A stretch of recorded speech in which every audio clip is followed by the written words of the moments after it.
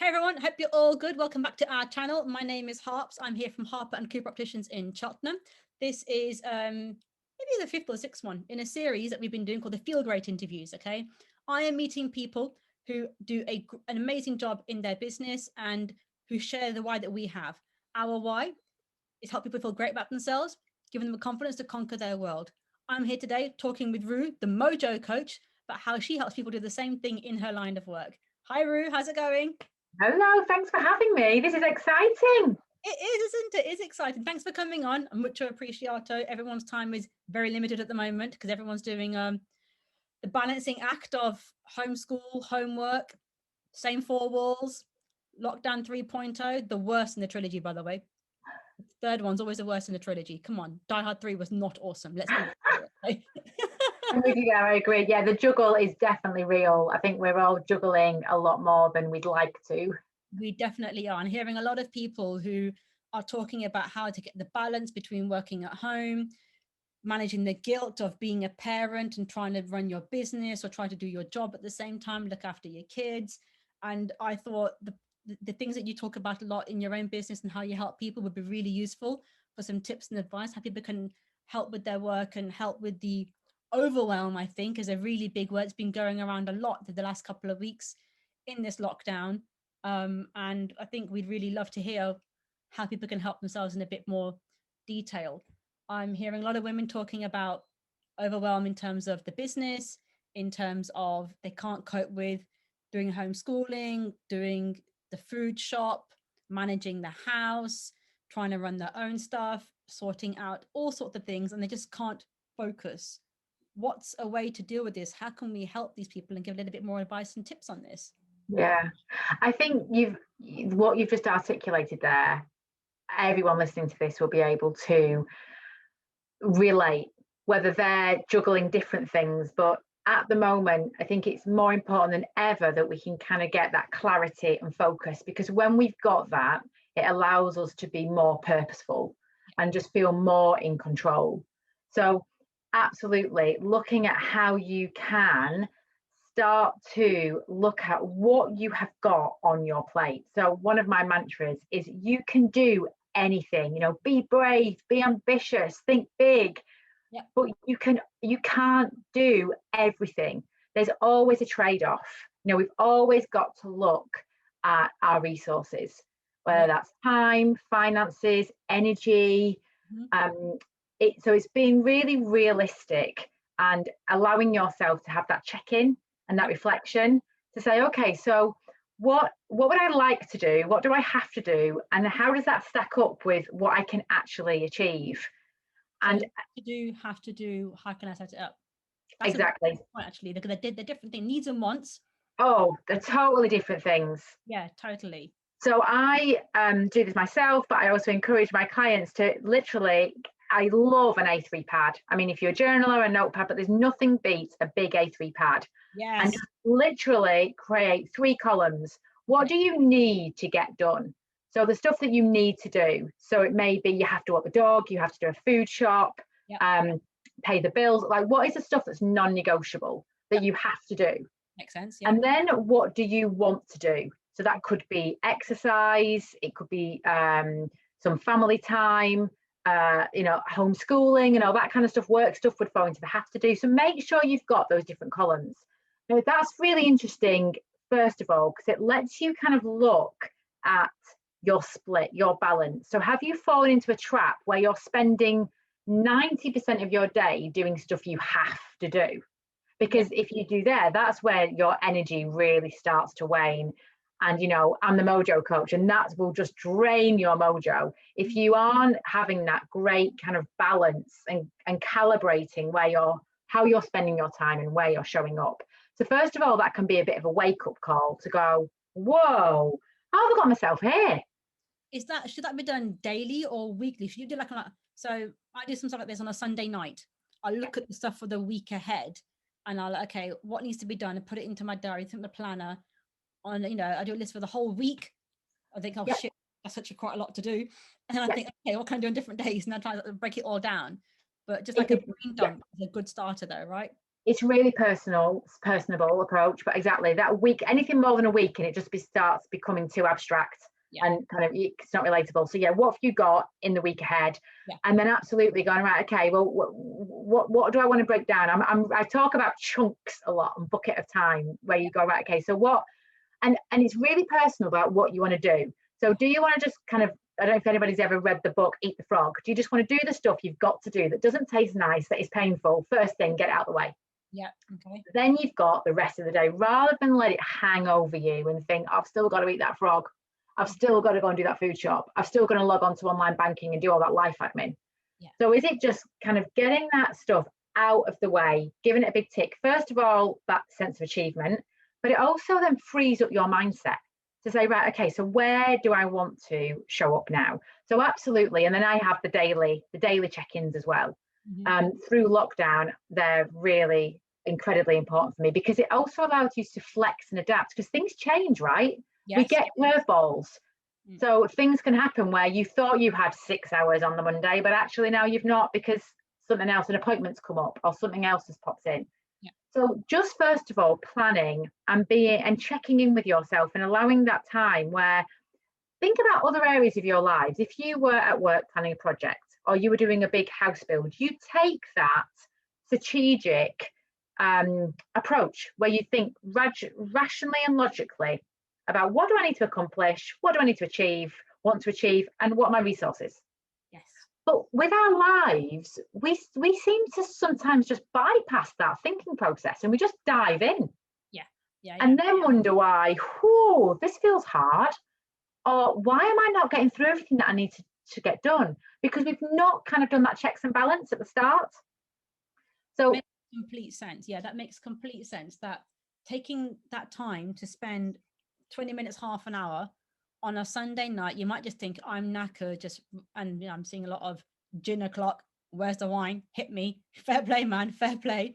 But if you spend that time with the glass of wine or with your gin, planning your week ahead, getting a really awesome plan, like, you know what, this is what we've got to do, these are the tests my kids have got to do this week, this is the client I've got to talk to this week, for example. And then you do like a, if you're single parenting, how can you make that work? If you've got a partner with you at home, how can you do that as well? And just like, you know what, this is really important to me, we've got to make this happen. How can we do it as a team? I think a lot of women do it on their own because they feel they have no choice to do it on their own, and it is hard. I'm a single parent half of the week. I get it. When my husband's working away or when I'm working away, it's really freaking hard. But how can you make it work? I think that's a really big thing, to plan together, communicate, and say, this is a big deal to me. What are we going to do about this? Exactly, because you know what, the actual act of doing that planning as well, and I again do it on a Sunday. The act of doing that plan, and this isn't something that I've always done, by the way. So again, it's I'm a massive fan for don't just doing things for the sake of it. There's no right or wrong way to deal with anything. It's what's going to helpful, what's going to be unhelpful. Right now, this is an incredibly helpful framework for me to manage the challenges of lockdown and everything that I've got on my plate. But the act of doing that in itself, first of all, it gets everything out your head. So whether it's lockdown, whether it's not, whether you're stressed about something, get it out of your head, write it down, speak it, say it, get it out of your head. So that in itself can be calming, because you start to see things in black and white. Go, okay, this is manageable, right? Okay, let me look at what I've got. So that sense of overwhelm comes when you don't feel in control. So that starts bringing you and giving you a tool to feel in control. But also, something you've just said there is incredibly important: sharing. So being able to say, this is what I've got on my plate, this is where I'm at now. What does, if you do have somebody, a partner, somebody else that's helping you co-parent, but where can you slot in, where can you do an hour, and kind of tag teaming? Because again, that overwhelm, that soloist mentality, I've got to do everything, I've got to do it alone, it starts to help you break away from that. But also, very importantly, and it's something that I encourage my clients to do all the time, is when you've got everything mapped out, make sure you've got the buckets of time for recharge. So, we can all, and it can be really enjoyable to have your foot down and be zooming on the fast lane. But we all, whether you enjoy that pace and rhythm of life or you don't, you always need to recharge. You always need to pull over, recharge. You need to pull into that petrol station and refuel. And what does that mean for you? And that again is, there's no right or wrong way. That could be soaking a bubble bath. It could be chatting to friends on the phone. It could be going for a run. It could be doing a face mask. It could be reading a book. But you know what re-energizes you. You've got to put the fuel in. And also sleep. It sounds really boring, but sleep is so important. So again, putting that in to your planner is key. I think also having something to look forward to that you're working towards as well. Otherwise, what's the freaking point? If all you're going to do is exist in the fast lane, because I've done this, you keep on going, and then you get major burnout. You're like, you know what kind of life am I living here? I don't have any hobbies. I don't enjoy what I'm doing. I don't have time for myself. What life is this? And then you think, and then, that can spiral into a much darker place. If you don't places for yourself where you have, this is my cutoff, do not disturb. This is my time. And I used to think self-care, wusses, you don't need self-care. What's all this self-care talk about? And if you need self-care, you're obviously not working hard enough. Little did I know that I needed that more than anything. It took me a long time, mirror up to myself in my life. You know what am I doing for myself? And it was a hard lesson to learn. Really. It is, and I'm with you, because I've been there as well. And self-care hasn't got to be bubble baths. It hasn't got to be meditation and candles. It can be a good old stomp up a hill in the rain. It can be a boogie in your kitchen. Like, self-care doesn't have to be the key to self-care is you are refueling, you are re-energizing, you are filling back up your energy stocks. Happy. And it's happy. And that's why these columns are really useful, because the stuff you want to get done, that's the stuff that links to what do you want to do? What's linked to your values? Why are you here? And that's choosing to thrive, not simply survive. Because it's really, really, really easy just to survive and exist. You get up, you go through the motions, you do what you're meant to do. That's easy. The tricky bit is doing stuff that feeds you, that you want to do in amongst all that stuff that is the non-negotiables. Because also happiness column, and that can help as well combat the overwhelm. Because overwhelm again isn't always just about, I've got so much to do. It can be about, I don't want to be doing this stuff is draining me. So it's really important. It's all about balance. It's all about being quite strategic. And it might not feel natural at first, because you think, well, this is my day, this is my life, why am I planning this like I would a project plan? But desperate times call for desperate measures, and we are, we're in unprecedented times at the moment, and it's definitely looking for tools that can help you not just get through the day, but enjoy the days. It's true. It's very true. I was talking to somebody recently. We were talking about having fun, so there's things that you do on your own where you're going to have fun, things that you'll do with your partner, things that you do with your family. Okay. And friends is okay, but right now we know social distancing, it doesn't really count at this point in time, but you know what I mean. So there are things that I do on my own that to me is having fun. Things I want to do with my partner, I mean, there's people who classify different things for fun of that as well. We're talking about that. I'm talking about other stuff like board games, playing cards or that kind of stuff, or things that you might enjoy together, things you want to do with your kids. And I've made a conscious decision that on one day of the week I do something with my kids, specifically with them. That's us having fun. And then other days I try and do things for myself where I'm having fun for myself. And that's my doorbell again. Seriously, don't mind the doorbell. I hear it. Someone's early for an appointment. They're very keen, obviously. And then there's having fun with my husband. How can we sit down, wind down together, talk to each other, have fun? Is it watching a film? Is it playing a game? Is it, Scrabble or something? What can we do to have fun on our own? Because then you look forward to different things. Those things give me different things in my life, if that makes sense. Yeah, absolutely. Yeah. So that's a big thing about having fun to me, and how I plan my week in having fun. I think that's a great topic of conversation just to have. Like and again, I'm wondering how many people are watching this going, I've not really asked myself that question lately. Yeah. But in terms of where we are in managing overwhelm and practicalities of it all, a great way, and I love doing this, one of my favourite sayings that I love say, kill two birds with one stone there. So for example, what I've been doing with lockdown is I need to get some exercise. You know, part of the whole mum guilt is the kids need to get out. We need to spend some time off screens. Yeah. Family bike ride. It's like, well, great. I've got out. I've done some exercise. The kids never want to come, but actually 5 minutes in, it's a great adventure. But also dinner. You know, I need to cook dinner. I'm going to be in the kitchen. What can we do as a family? So, you know, it can be pizza making, although that never goes well. Last weekend was fajitas. You know, I've got 8 kids of different ages, but you know, somebody can be chopping the veg, somebody can be grating the cheese, and it's about actually we've had some fun, we've had the music on, we've done some stuff. Actually, even did a bit of maths by weighing some stuff out for the 10-year-old, and we've made dinner. And for me, you know, I love getting stuff done. I've got a real achievement driver, and that can be my downfall, and can definitely lead to taking too much stuff on. So for me, it's all about looking at my day and going, okay, we'll get creative. That stuff can all go in the same, you know, I said I love chunks and buckets of time. That can all go together. So it's just when you've got it all written down, it's just easier to see where those links can be made.